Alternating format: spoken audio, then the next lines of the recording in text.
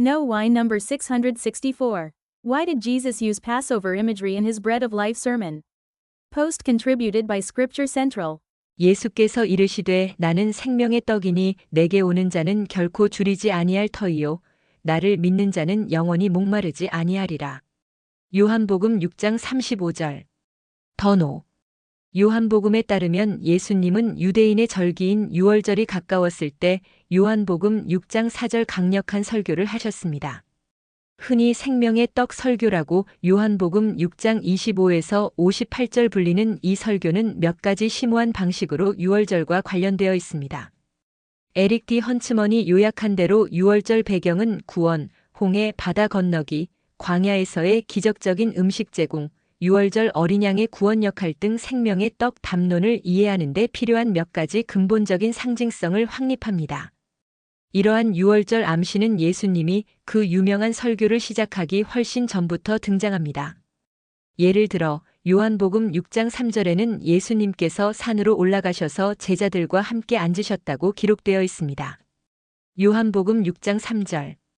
다른 복음서 기록에서는 이 산을 사막의 장소로 묘사합니다. 이 산 광야 배경은 이스라엘 자손이 첫 유월절 이후 방황하던 광야와 모세의 율법을 받았던 시내산을 출애굽기 12장 11에서 13절 19장 1에서 3절 연상시킵니다. 이 환경에서 예수님은 작은 떡과 물고기 몇 마리로 제자들과 그를 따르던 약 5천 명의 사람들을 먹이셨는데 요한복음 6장 9에서 12절 이 유명한 기적은 유월절 식사의 따름을 했을 뿐만 아니라 여호와께서 광야에서 이스라엘 백성에게 만나와 고기를 공급하셨던 것을 상기시킨다고 헌츠맨은 지적합니다. 이 기적을 목격한 많은 사람들은 예수님을 새로운 모세로 분명히 인식하면서 모세처럼 될 세상에 오실 선지자로서 요한복음 6장 14절, 신명기 18장 15절에 예언된 대로 이것은 진리에 관한 것이라고 말했습니다. 이 사건 이후 예수님은 이스라엘 백성이 마른 땅에서 홍해를 건너는 것과 유사하게 출애굽기 14장 21, 22절 말 그대로 걸어서 갈릴리 바다를 기적적으로 건너셨습니다. 요한복음 6장 19절. 많은 사람들이 오실 메시아를 예언의 왕으로 보았지만 요한복음 6장 15절 참조 예수님이 원소를 직접 통제하신 것은 구약성경에서 일반적으로 여호와께 귀속되는 권능을 소유하셨음을 보여주었습니다. 예수께서 배에 탄 제자들에게 다가오셔서 나는 여호와이니 두려워하지 말라 고 요한복음 6장 20절 말씀하셨을 때 여호와로서의 정체성은 더욱 확고해졌습니다. 예수님 말씀의 첫머리에 I am. 라는 헬라어가 사용되었으므로 예수님은 나다가 아니라 내가 있으니 두려워하지 말라고 It is I but I am, be not afraid. 말씀하신 것입니다. 이 같은 표현은 여호와께서 모세에게 나는 나다 I am that I am. 라고 출애굽기 3장 14절 선언하실 때 사용하셨으며 요한복음 14곳과 다른 세 복음서의 몇 곳에서 더 발견되며 예수님을 구약의 하나님으로 식별하는 표현입니다. 마지막으로 예수님은 다음날 가버나움에서 군중을 향해 설교를 하시면서 내가 곧 생명의 떡이니 내게 오는 자는 결코 줄이지 아니할 터이요 나를 믿는 자는 결코 목마르지 아니하리라 요한복음 6장 35절라고 말씀하셨습니다. 제자들이 어떻게 이 떡을 받을 수 있느냐는 질문에 예수님은 많은 사람들에게 충격적인 가르침을 주셨습니다. 인자의 살을 먹지 아니하고 그의 피를 마시지 아니하면 너희 속에 생명이 없느니라. 내 살을 먹고 내 피를 마시는 자는 영생을 가졌고 마지막 날에 내가 그를 다시 살리리니 요한복음 6장 53, 54절. 오늘날 많은 사람들이 이 말씀에 의아해하는 것처럼 군중 중 많은 사람들이 예수님의 말씀의 진위를 오해하거나 의심했습니다. 그러나 헌츠먼이 결론 지은 것처럼 유월절 배경의 출애굽기 이미지는 종종 간과되지만 이 살과 피의 상징성을 예수께서 전하신 원래의 담화, 즉 피가 죽음을 막고 그 살을 축제 식사에서 먹도록 희생된 파스카 양과 직접 연결시키는 중요한 이미지를 제공합니다라고 말합니다. 후기 성도를 포함한 현대 그리스도인들에게 생명의 떡, 즉 하나님의 어린 양을 취하는 것은 성찬 의식을 통해 가장 잘 인식됩니다. 성찬은 종종 예수의 속죄를 기념하는 것으로 이해되지만 헌츠머는 성찬이 시간을 거슬러 올라갈 뿐만 아니라 미래까지 바라보는 더 넓은 의미를 가질 수 있다고 제안합니다.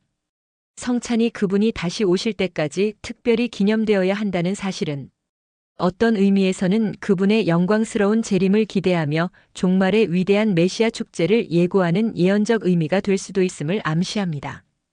이러한 추가적인 교리적 관계에 비추어 볼 때 성찬은 새롭고 심오한 의미를 가질 수 있습니다. 시 윌프레드 그릭스는 주님의 마지막 만찬 성찬식은 주님이 우리 안에 계시고 우리가 그분과 하나가 된다는 경외심 없이는 받을 수 없는 성찬입니다. 그래서 주님은 겟세마네와 십자가 앞에서 함께 식사하는 사람들과 함께 기도하셨습니다. 요한복음 17장. 더와이 브루스 R. 맥콩키 장로는 오늘날 후기 성도들과 모든 그리스도인에게 하나님의 아들의 살을 먹고 피를 마신다는 것은 첫째, 가장 문자적이고 완전한 의미에서 그를 영원하신 아버지의 육신을 입은 인격적인 자손으로 아무런 주저없이 받아들이는 것이라고 가르쳤습니다.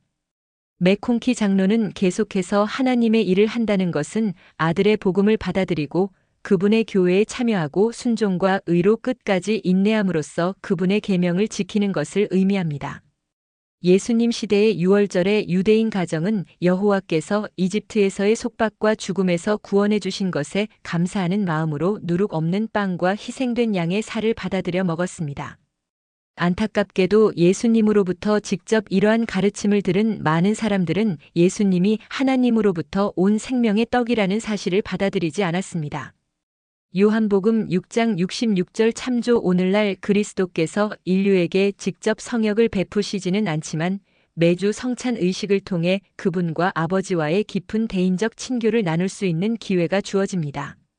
우리는 이 성스러운 의식에 합당하게 참여함으로써 예수 그리스도의 이름을 취하고 우리를 위해 주신 그분의 살과 피를 포함하여 그분을 항상 기억하며 그분의 계명을 항상 지킬 것을 약속합니다. 교리와 성약 20편 77, 79절 참조. 6월절의 유대인 가정은 신의 광야에서 율법을 받은 것을 기억하며 여호와의 이름을 거룩하게 지키고 의의 길을 계속 걸어가겠다는 다짐을 새롭게 합니다.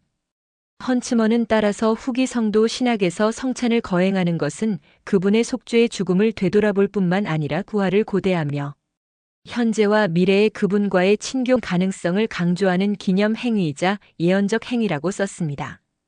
우리가 주님과 맺은 언약에 충실함으로써 우리는 예수님께서 지상에 다시 오셔서 영원토록 아버지와 아들과 함께 거하는 약속된 상태를 안내하는 위대한 메시아적 6월절 축제를 고대하며 이러한 소망을 가질 수 있습니다.